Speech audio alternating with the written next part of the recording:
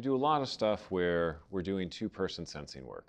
So if Alan pushes me right now, I've got nothing. My structure's not great. It's okay, but I haven't really dropped and elongated my spine. I haven't connected my root. So if I stand around, let me go back to that. If I stand around like this, I get all kinds of information about where I'm off. He is kind of biofeedback. His pressure shows me much more easily where I am disconnected. So maybe he pushes in again and pushes in very slowly, and I start to fix that. Now, if he keeps pushing, he'll still push me out, but I felt a little more connected. It's probably a touch harder. Is that true? Mm-hmm. Yeah. So I'm going to keep working this until maybe I can get to a place of, oh, I'm fixing things, I'm feeling inside of him. And then suddenly, like, I feel just fine being here. And in fact, if anything, I have him. And it's not necessary, this game is not about, I'm going to win.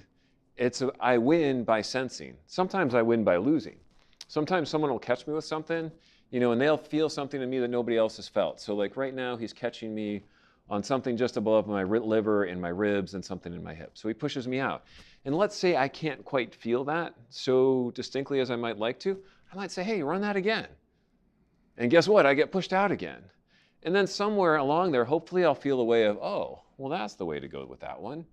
Or at least I make it better than it was, even if he still gets me with it. But you're not gonna. Even if he still gets me with it, I've learned something. So it's really a sensing game. We tend to play it slowly.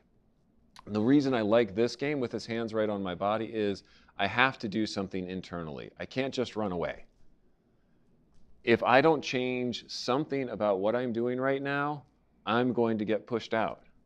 So then he comes in and I say, oh, let me disappear and dissipate all of that. Now I'm really going to do my best Tai Chi. And what are you finding in there? Not much. Keep pushing, push as hard as you can. And at that moment, it's actually him kind of pushing himself off because I've neutralized it. It's not a wrestling contest, meaning go ahead and push in again. It's not me going, ugh, go ahead and push me out. If I do that, he's got enough Tai Chi, he's got enough skill that he feels all that tension. I have to be softly connected. So if I'm going to do this, I can't just be like, aha, my legs are tense, I've got ground. He pushes, he's going to push me out. I have to relax, open up and down, settle, settle, settle, guide everything that he's putting into me, into my root.